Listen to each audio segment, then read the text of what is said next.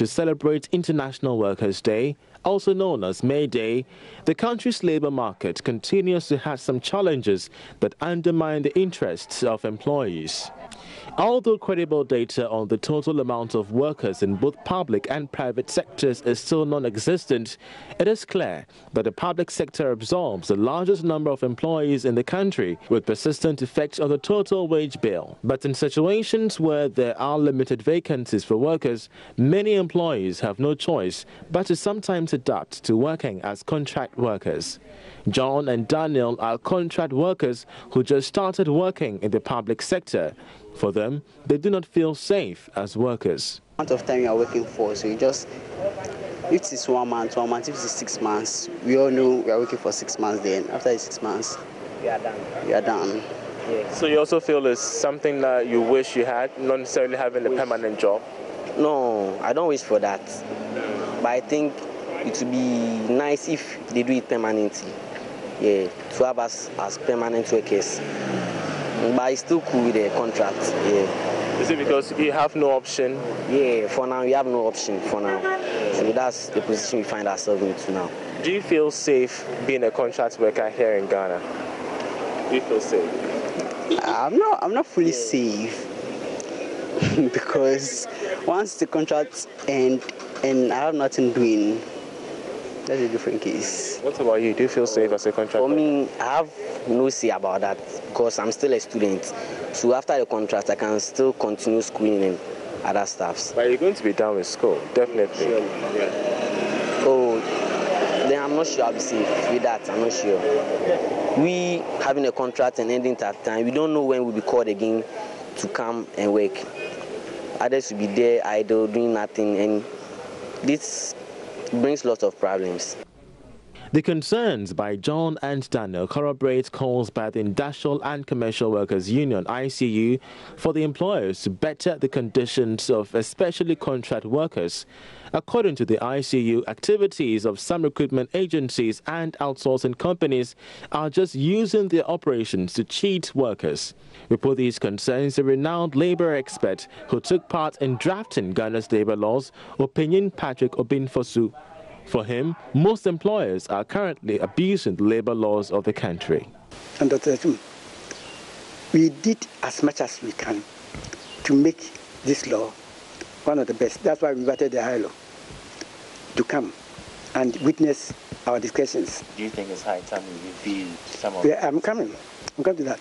You see, but you agree with me that there is nothing in this world apart from God which is perfect. You can't get a perfect anything. You see, you can get something near perfect, but you can't get any perfect, like say absolute. You don't have absolute, for example, freedom. Who can tell you that you have absolute freedom?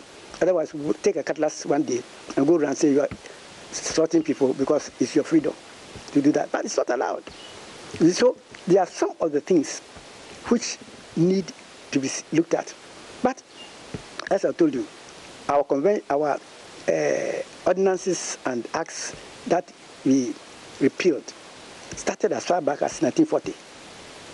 1940. And this law is 203, which means it's about 63 years or so before this law became power. So you see, even that one, we were making amendments from time to time. And I think we can still make amendments in this one too. Most of the things people are talking about are in this law. For example, productivity. The law says here that when we are discussing pay, you should go with productivity. You see, and if you are not bargaining for productivity, it is whose fault? It's not the fault of anybody, but the participants themselves. That is the employer and the employee. You see, they should discuss it. You see, and I don't see why some people think that, you see, I want to show you something in the law. Duties, you see. And if you don't do according to the rules of the law, it's the game, the rules of the game. If you don't do according to the rules of the game, you know you'll be fired. So they do according to the rules of the game. And you go anywhere, you see that Ghanaians are the best workers. So I think that here, you should also look at it. Here, those people who cheat, and I know are mostly these Lebanese, and there's something that they go, I sack you and so on. We don't sack somebody like that. You see, the first person who did international relations in this world is God himself. When God created everything and he created the Garden of Eden, he put Adam and Eve there. God knew everything, so he knew they would go wrong one day. But he wanted to see whether the parties are sensible or strong. So he walked to the garden one day and said, "What are you?" He said, "We are here." "Why are you here?" "They are hiding." "Why are you hiding?" "Because we are naked." "Why are you naked?" He said, "Because you have done something wrong." "Yeah, maybe you have ate the fruit I told you not to eat." Yeah. God knew all these things. But when he told them that, he applied the industrial relations system. That is worker management relations. The manager is God himself, and the workers are the manager. And asked them, and then Adam said, "If you have not created the woman, this thing will not happen. If you created me alone, you have created me alone." And the woman too said that it is a serpent who also worried me. You know, God listened to them before he apportioned the blame. So it behoves on every employer in the country to listen to the worker before he or she apportions the blame. But some people don't listen. They just sack you. And that's why they have the Labour Commission. If they sack you like that, without going through the processes, then the Labour Commission will say that you went wrong. Please do the right thing. Opportunities there are more fixed. They are well spelled out. You know what you're about. And sciences there has reached a level where Ghana hasn't reached. So certainly they would be my choice. It's okay, just that it was hectic. I realized that the workload is too much, and as compared to outside, one problem that I had with our country here is that you work and you are paid at the end of the month. But when you go outside, you paid per hour. You understand, and so it helps you to improve productivity. It's at the end of the day, what we seek to achieve is to realize a dream, and with this dream, you want to make money. Joy Business had earlier reported on how some Ghanaians prefer establishing careers abroad rather than staying home. Issues of poor remuneration, long unpaid working hours, and the non-payment of SNIT contributions came up. The foreign countries, or probably the countries outside, they provide us with, let me say, conducive conditions that would help us grow our business, expand, and most of the things that are really flexible, you understand. Here in Ghana, if you even look at our tax system, if you look at the opportunities here, they are really limited. But when you go out there, there are a number of things you can do with the small amount of money you have. So I think they provide a lot of opportunities as compared to our country here. Sure. It is really going to benefit we the youth, because we having a contract and ending that time, we don't know when we'll be called again to come and work. Others will be there idle, doing nothing, and this brings lots of problems. Yeah. Another labor expert, Austin Garmer, shares in the pain of these Ghanaians. He tells Joy Business the menace of unemployment and brain drain could escalate if Ghana's Labour Act is not enforced. So as a country, we need truly to open up to create the enabling environment for jobs to be created, to absorb them, as many as possible, and have other channels of opportunity open to them to enable them to be able to even create their own jobs. So that is a very, very unfortunate situation that we find ourselves in as a nation. But it has happened, so we have to find a solution. The labor force, the management team, both must understand that there's a need for us to respond to the actual situation on the ground. If you want, let's say, 10,000 cedis a month as your pay, but how will that be funded? It must be funded from your service that you provide or your production that you produce. Now, if you produce and it is sold and the money is available, how do you and your management team share this relevant information to enable everybody to be on board? Unfortunately, we don't have real tangible practice of managing people and industrial relations in this country very well, to be honest with you. As a result, workers assume that they are overly producing and their managers are robbing them from their labor. It's not entirely correct in both ways. In certain circumstances, it may be true, but generally speaking, Ghanaians are not very productive because our human resource management systems and our productivity systems are not properly in place. They are either haphazardly being done, rooted in selfish motives, and therefore nothing seems to be working. And that is the essence of this conversation we are having around this table here today. So we need to evolve a system through our educational system so that the young ones who are coming up now, they will not come of age and be like the people who have come of age, and we have become a source of problem for us. Our educational system is problematic. We are not teaching with the mindset of people accepting responsibility. We are not training people with the mindset of people having to engage in a conversation. Everybody is full of war mindsets. I would demand, if you don't give me, let the world collapse. That's what is going on now. And so we have to change our ways of doing things. But others will say that, I've paid so much for my education and I need a job, I need a well-paying job that would complement the efforts that I put into back in those days. Hence, this very culture of them going outside to seek greener pastures. Well, it may be true. It's also not true because for lack of knowledge, my people perish. So says the scripture. The reality is that people lack knowledge about how these things are placed. The truth is that if you are employed, you are given a target. You are given a KPI to perform. If you perform, you have to be rewarded based on the corporate total performance, then the individual performance. Once the body achieves its objectives, then there is that room for you to be paid based on your productivity level. But now we pay people for appearing at the workplace. We are not paying people for their contribution towards the business. If that is the case, I assure you in the next few years to come, we might as a nation suffer paradigm paralysis.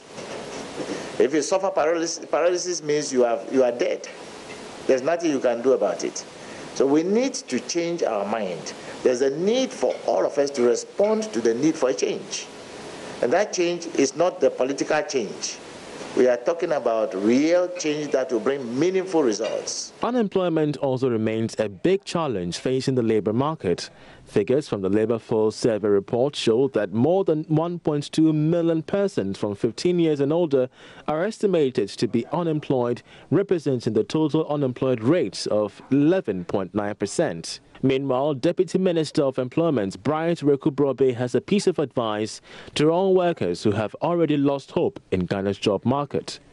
Indeed, as a Labour Minister, my first point of advice, and indeed when you throw in this advice to a young person, the first thing he says that you have a job and you don't want to.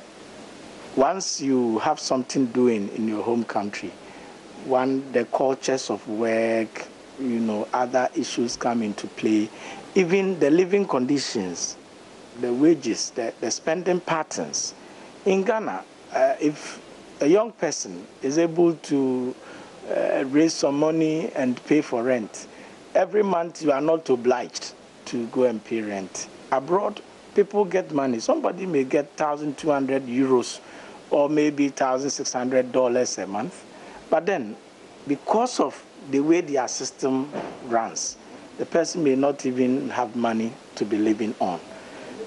So I will encourage. It is difficult when you have to even raise lots of money. And that money you are thinking your parents should raise for you is something that can even start something here locally. I spoke to a guy last Thursday. He wanted placement in Ghana Education Service some 2-3 months ago. Then I went to the ministry and sought to, place him there. So I called him. He told me that he had started learning how to sew. This is somebody who has masters. And even as he is an apprentice, he's making more money. So the informal sector, for instance, is where our young graduates have not paid attention to. But why are you trained as a graduate? You are trained as a graduate not only in your field of discipline, but very well-rounded, to the extent that anything you take up to do, you do it with utmost care and trying to ensure that you yield the maximum benefit. So these are things that I will encourage my young ones. As these come up, take them up. One setback of the jobs we're trying to create is orientation to jobs by our young ones. People come out. I have been in the private sector for some time, and I interviewed people who were coming into jobs. Their expectations on the job was even, it was worrisome. Somebody comes and he tells you, yes, my salary expectation, $2,000. Myself interviewing you, how much am I taking on the job? So $2,000 will come, but you must take your time, nurture yourself, gather the requisite experience, and somebody will come for you and even pay higher than the $2,000, which you are seeking to get right at the end of school. So these are things that we have to continue to guide them. It's because they don't know what pertains out there. I have lots of people who want to come home, and start business, no matter how small the salary will be, and then graduate into other forms. So as they are graduates, it's the first step, and then they would seek to enhance their pockets as and when experiences are gained. From calls for the amendment of the Labour Act to concerns over contract work and non-availability of skilled personnel, it is clear that even though Ghana has made some progress, there is still more to be done. Charles Aita reporting for Joy Business.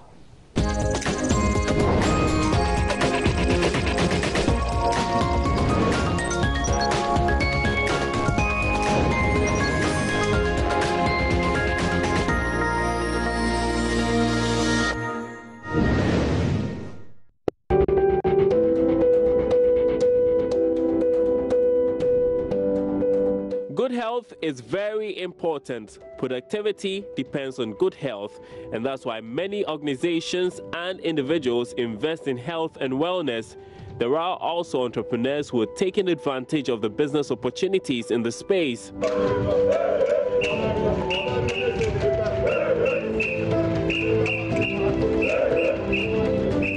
The opportunities range from healthcare delivery, healthy food market, fitness, IT, and the list goes on.